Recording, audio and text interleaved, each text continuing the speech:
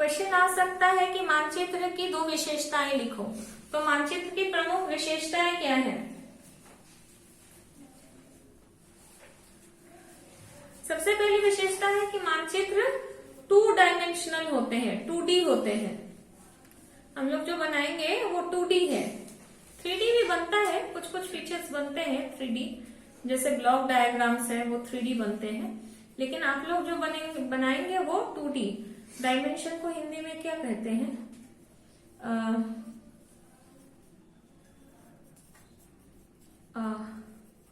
अच्छा लिखो, पहला विशेषता लिखो। समतल कागज पर बनाए जाते हैं। पहली विशेषता, समतल कागज पर बनाए जाते हैं जिसमें केवल लंबाई और चौड़ाई दिखा सकते हैं। इसीलिए मैंने 2D कहा, लंबाई और चौड़ाई। समतल कागज पर बनते हैं जिसमें केवल लंबाई और चौड़ाई दिखा सकते हैं।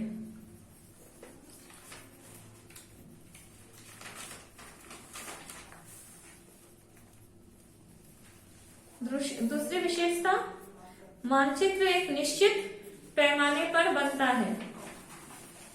मानचित्र एक निश्चित पैमाने पर बनता है। पैमाना माने स्केल। मानचित्र एक निश्चित पैमाने पर बनता है। तीसरा है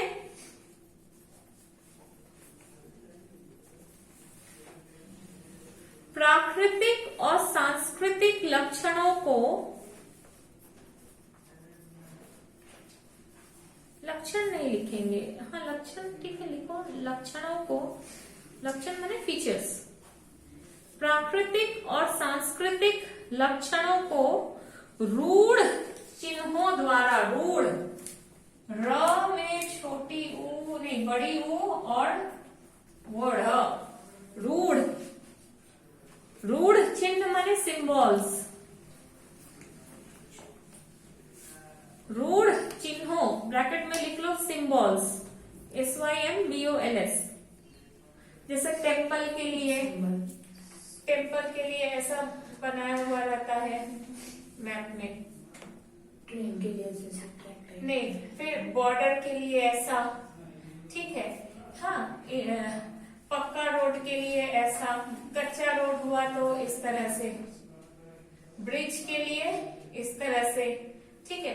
ये कुछ सिंबल्स होते हैं। जो डैम के लिए भी तो ऐसे ही होता है ना? डैम जहाँ दिखाया जाता है, नहीं, डैम के लिए भी होगा। ब्रिज का सिंबल नीचे से रिवर गया है वो दिया हुआ रहता है इस तरह से, क्योंकि भावनगर डैम का ऐसे ही सिंबल है। हाँ, यहाँ पे दिया हुआ बने। ये आपके जो रूढ़ चिन्ह है वो बदलेंगे नहीं। अच्छा। वो आप लोगों को पढ़ना है जब टोपोशीट पढ़ेंगे क्लास 12 में, उसमें सिंबल्स रहेगा जो आप लोग को प्रैक्टिस करना है, पूछता है एग्जाम में। हाँ, और ऐसे तुम लोग सिंपल मैप अगर कोई बना रहा है उसमें अपने हिसाब से सिंबल वो यूज कर सकता है, लेकिन उसके लिए उसको मैप में की देना पड़ेगा। इसका ये मीनिंग है। जैसे हम लोग गोल गोल कर दिए ब्लैक कलर का, इसका मतलब आयरन है। ट्रायंगल बना दिए, इसका मतलब मैंगनीज है। हाँ, डायमंड बना दिए, इसका मतलब बॉक्साइट है। ये आपको देना पड़ेगा। लेकिन कुछ खास सिंबल बने हुए रहते हैं, इसीलिए मैंने कहा रूढ़ चिन्ह, ठीक है। रूढ़ चिन्हों का द्वारा दिखाया जाता है। लक्षणों को रूढ़ चिन्हों द्वारा दिखाया जाता है।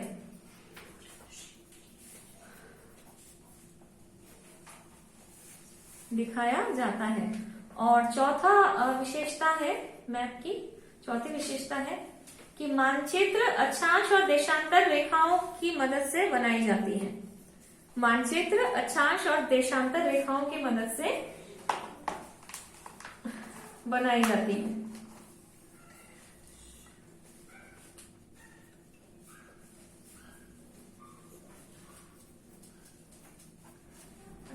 नेक्स्ट क्वेश्चन है, सिर्फ क्वेश्चन लिखा रही हूँ, आंसर मैं नहीं बताऊंगी क्योंकि आंसर तुम लोग लिख पाओगी, ठीक है। क्वेश्चन लिखो, मानचित्र और ग्लोब में क्या अंतर है? मानचित्र और ग्लोब में क्या अंतर है?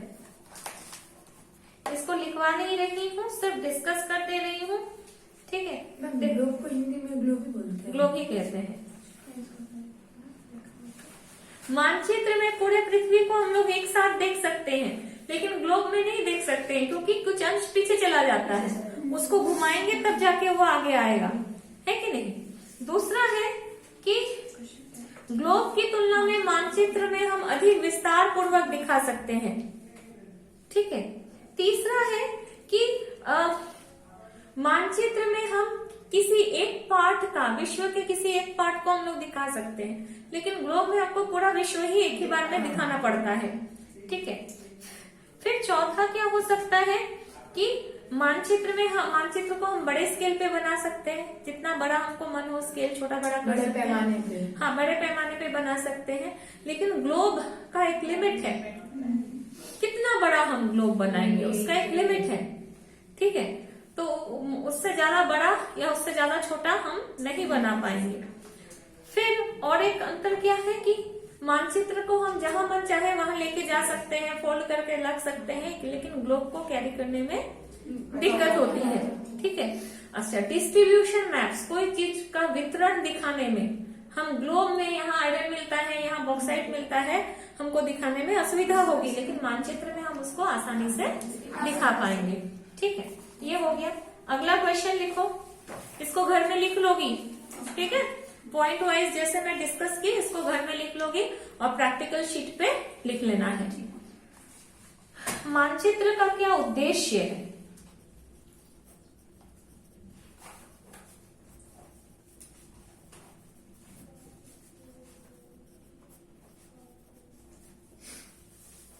मानचित्र का क्या उद्देश्य है? क्यों हम लोग मैप बनाते हैं? बस देखने में सुंदर लगता है इसलिए? भूगोल में पढ़ना है इसलिए? उद्देश्य क्या है मानचित्र का? उद्देश्य इसके द्वारा हमें अलग अलग जगहों की जानकारी मिलती है। अलग अलग जगह की जानकारी होती है, और सबसे पहली बात जो मानचित्र जिसलिए बनाया गया वो है ये हम लोगों को यात्रा करने में मदद करती है। जैसे नेविगेशन में जो नौका चालक होते हैं, जो शिप चलाते हैं, जहाज चलाते हैं, मानचित्र का स्टडी करते हैं। जो एरोप्लेन चलाते हैं माने रूट्स, पथ को जानने में, ठीक है, मार्ग को जानने में सहायता होती है, सबसे पहली बात, ठीक है। किताब में भी दिया हुआ नहीं है। दूसरी, मार्ग प्रदर्शन करने में। अभी जो हेल्प हुआ है, हमको यहाँ से यहाँ जाना है, झट से गूगल मैप्स निकाल के लिखते हैं यहाँ पे और स्टार्ट मार देते हैं, वो हम लोगों को बता देता है कैसे जाना है। ये सारा हुआ है GIS GPRS से, ठीक है। GIS और GPS जो है ग्लोबल पोजिशनिंग सिस्टम, इससे क्या हुआ है, सबको सैटेलाइट से जोड़ा गया है, और अभी मानचित्र में से कोई प्लेस को निकालना, कोई जगह जाना बहुत आसान हो गया है, लेकिन पहले इतना आसान नहीं था।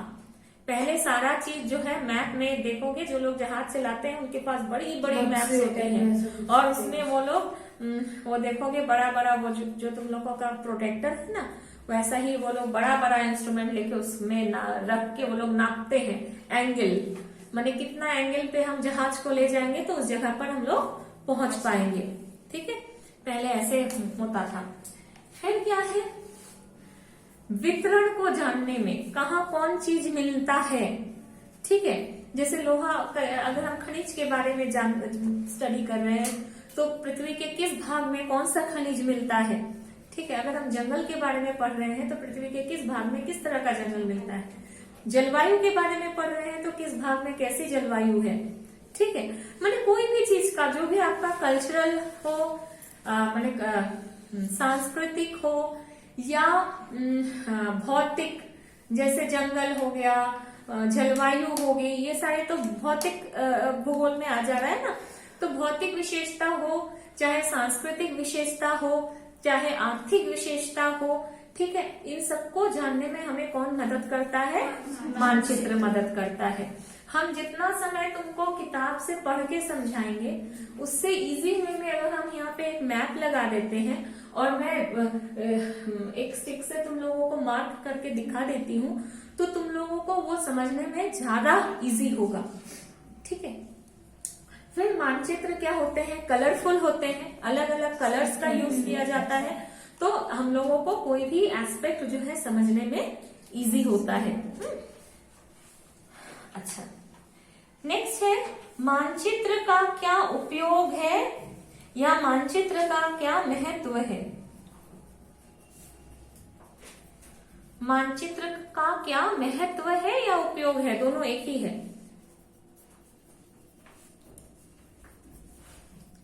तो देखो, मानचित्र का उद्देश्य और महत्व लगभग मिलता जुलता है। अगर हम लोग जान गए हैं कि उद्देश्य क्या है, तो महत्व हम लोग जान जाएंगे किसके किसके लिए महत्व है। पहला महत्व देखो, भूगोल में तो इसका महत्व है ही है कि हम लोग बहुत कुछ पृथ्वी के बारे में जान सकते हैं। फिर नेक्स्ट है युद्ध के लिए इम्पोर्टेंट है। युद्ध के लिए इम्पोर्टेंट क्यों है? क्योंकि जब युद्ध होता है, जब विश्व युद्ध हुआ था या जब कोई भी युद्ध होता है, जैसे मान लो अभी भी सीमा पे स्ट्रगल चल रहा है, कहाँ कहाँ, लद्दाख को लेकर चीन और भारत के बीच में, गालवाड़ रीजन जो है, ठीक है, वहां पर, तो वहां पर क्या है, उस क्षेत्र के बहुत सारे मैप्स तैयार किए गए हैं। वहां पे देखा गया है कि इंटरनेशनल बॉर्डर कहाँ से जा रहा है, कहाँ पे चीन घुस आ रहा है या भारत घुस गया है या चीन घुस गया है, जो भी है, हाँ हकीकत जो भी है, तो उसमें लेकिन मैप का इम्पोर्टेंस है, ठीक है, मैप बनाए जाते हैं। फिर है यात्रियों के लिए, जो तुम लोगों को बोली मैं,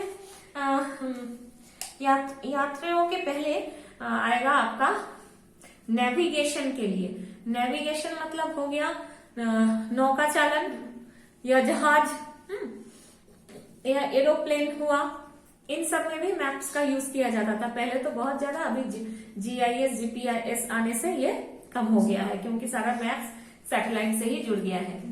फिर है यात्रियों के लिए, पर्यटकों के लिए, कहीं कोई जाता है, तुम ही लोग अलीपुर चिड़ियाखाना घूमने जाओगी, जैसे ही टिकट से लेने के बाद, काउंटर से टिकट लेने के बाद एंटर करोगी, या इंडियन म्यूजियम घूमने जाओगी, टिकट लेने के बाद जब एंटर करोगी, हमेशा राइट हैंड साइड में एक मैप दिया हुआ रहता है कि फलाना फलाना जगह, इस पूरे एरिया में क्या क्या देखने का है, किस रास्ते से जाएंगे तो हमको क्या क्या दिखाई देगा। अगर मान लो तुमको शेर देखना है चिड़ियाखाना में, चिड़ियाखाना का तो एरिया बहुत बड़ा है, तो कितना खोजोगी? सबसे पहले हम लोग टाइप में ऐसे मैप, बड़ा सा मैप रहता है जिसमें पूरा बहुत अच्छा से बना के दिखाया रहता है कि इस रास्ते मैंने यहाँ पे शेर का पिंजरा है, बंदर का पिंजरा इधर है, पक्षियों का पिंजरा इधर है, सारा उसमें रहता है। तो टूरिस्ट पर्यटकों के लिए या यात्रियों के लिए वो हेल्पफुल होता है। कहीं भी कोई घूमने जाता है, जैसे हम ही लोग अगर कश्मीर घूमने जाएंगे या कहीं घूमने जाएंगे, तो उस एरिया का मैप हम लोग जुगाड़ कर लेते हैं, तो उससे क्या हो गया, हम लोगों को जानकारी होती है कि इधर से कौन रास्ता है, यहाँ पे दर्शनीय कौन कौन से स्थल है, हम लोग कैसे जाएंगे, हम लोग, तो ट्रिप प्लान करने में सुविधा होती है, ठीक है। और यातायात के साधनों के लिए, प्रबंधों के लिए प्रबंधक मीन्स मैनेजर्स, और हम लोग जैसे लोगों के लिए तो सुविधा है ही है। मैं ही आप लोगों को पढ़ाऊंगी तो मैप से पढ़ाऊंगी, आप लोग भी जब पढ़ाई करेंगे तो किताब में मैप्स दिया हुआ रहता है। जैसे 10 में आप लोगों ने रीजनल ज्योग्राफी भारत की पढ़ी है, प्रादेशिक भूगोल भारत का पढ़ना था, उसमें भारत का क्लाइमेट पढ़े हो, कहाँ कौन सा खनिज मिलता है पढ़े हो, नदियां पढ़े हो, तो सबका अलग अलग मैप आपके किताब में दिया हुआ था, ठीक है। अच्छा, अब है तरह तरह के मानचित्र होते हैं। नेक्स्ट है मानचित्रों का वर्गीकरण। लिखो, मानचित्रों का वर्गीकरण, क्लासिफिकेशन ऑफ मैप्स।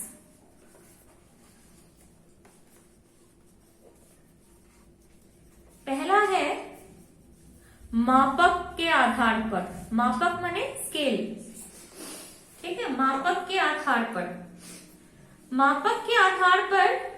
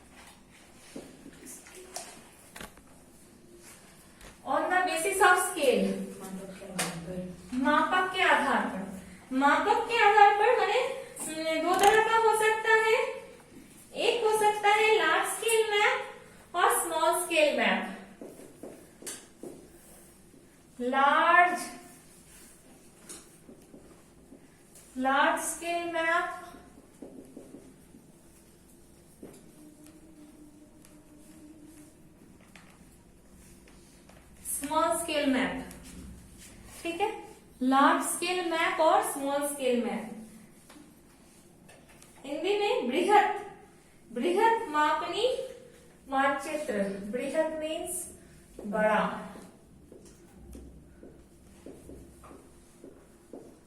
और स्मॉल के लिए क्या लिखेंगे, लघु।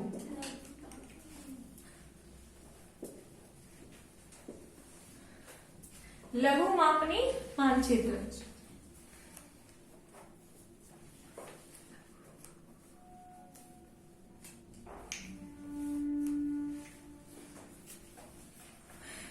जैसा कि जैसा नाम से पता चल रहा है, बृहद मापनी मानचित्र मतलब इसके स्केल जो होते हैं बड़े बड़े होते हैं, ठीक है। बड़े स्केल का मतलब हो गया, जैसे माने छोटा एरिया को दिखाएगा। उल्टा है, मतलब उल्टा है, इसको थोड़ा सा समझो। स्मॉल स्केल मैप माने होता है बड़े एरिया को मतलब छोटा करके दिखाएगा। हाँ, बड़े एरिया को छोटा करके दिखाएगा, और लार्ज स्केल मैप माने होता है तो बड़े एरिया को बड़ा करके दिखाएगा, ठीक है। इसको एकदम समझ लो या लिख लो। लार्ज स्केल मैप माने छोटा एरिया को बड़ा करके दिखाएगा, छोटा एरिया को, छोटे जगह को बड़ा करके दिखाएगा, और स्मॉल स्केल माने मैप माने होता है बड़े जगह को छोटा करके दिखाएगा, छोटा जगह को बड़ा करके दिखाना,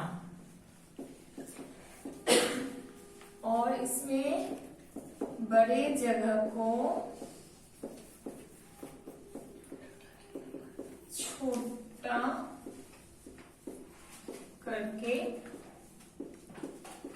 दिखाना।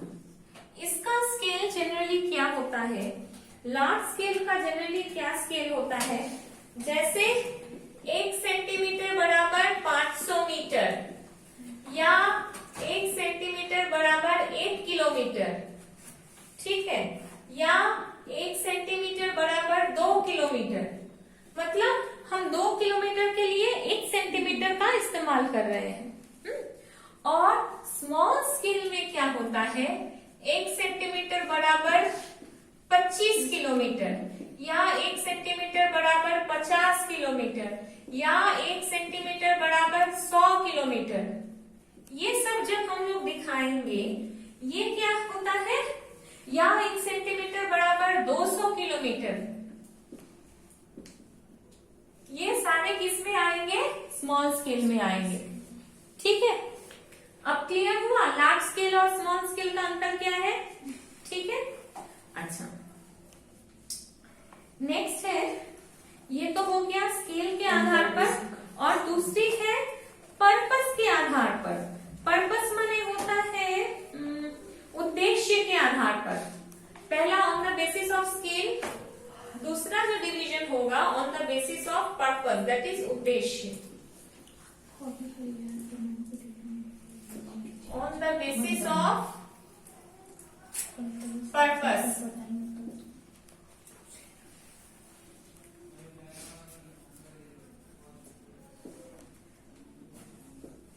उद्देश्य के आधार पर, on the basis of purpose. On the basis of purpose जो है, बहुत सारे मैप्स हो सकते हैं, बहुत सारे। जैसे कैडास्ट्रल मैप्स, भू संपत्ति मानचित्र होता है। सबसे पहला ये आता है, what are cadastral maps, cadastral thematic maps, cadastral maps, बहुत कुछ है, ठीक है। कैडास्ट्रल हिंदी में भू संपत्ति,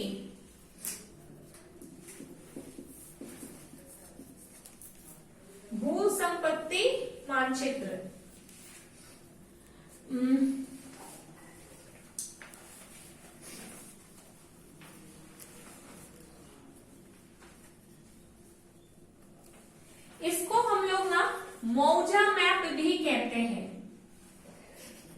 मौजा मैप, MOUZA। जैसे जमीन का होता है ना मौजा नंबर, जहाँ पे LRO लैंड रिकॉर्ड ऑफिस में जाओगे, LRO ऑफिस में तुम्हारे पापा लोग या दादाजी लोग, उन लोगों को पता है कि जब जो जमीन हम लोगों का है उस जमीन का एक मैपिंग होता है, कितना मौजा नंबर कितना है, कोई भी यहाँ पे जितने भी जमीन है उसको क्या किया गया है ना, उसको विभिन्न मौजा में बांटा गया है। तुम्हारा डिस्ट्रिक्ट है, डिस्ट्रिक्ट के अंदर में जो तुम्हारा म्यूनिसिपैलिटी है या पंचायत है, पंचायत के अंदर में जो जमीन है उसको विभिन्न मौजा में बांटा गया है। ठीक है, तो संपत्ति के लिए माने उसका आपका माने क्या बोले, जो रेवेन्यू जो होता है, जिसको माने बंगाली में तो खाजना कहते हैं, हिंदी में शायद कर कहते हैं, जमीन का जो टैक्स दिया जाता है। टैक्स तो म्यूनिसिपैलिटी लेता है, लेकिन ये होता है टैक्स तो हो गया आपका प्रॉपर्टी का, और जमीन का खाजना दिया जाता है। ठीक है, कुछ टैक्स सही और कुछ रेवेन्यू उसको कहते हैं। ठीक है, लैंड रेवेन्यू कहते हैं हर एक जमीन का। ये बहुत पुराने समय से हिस्ट्री में भी पढ़ी होगी कि राजा लोग का होता था ना, वो जाकर के वो लोग ये जिसकी भी भूमि है, भूमि से वो लोग कर वसूलता था। ठीक है, तो उसके उद्देश्य से अब कर वसूलेगा तो उसके पास तो मैप होना चाहिए ना कि कौन कौन सा भूमि मेरे अंडर में है। तो उस पर्पज से जो मैप बनाया जाता है वो आपका कैडेस्ट्रल मैप से। फिर वॉल मैप है जो दीवार पे टांग के पढ़ाया जाता है। टेबल मैप्स है, हाँ बुक्स के मैप है। ठीक है, इसके अलावा आपका Atlas, wall maps, wall map, table map, Atlas. What is an Atlas? एक क्वेश्चन लिखो, what is an Atlas? Atlas is a collection of maps in the form of a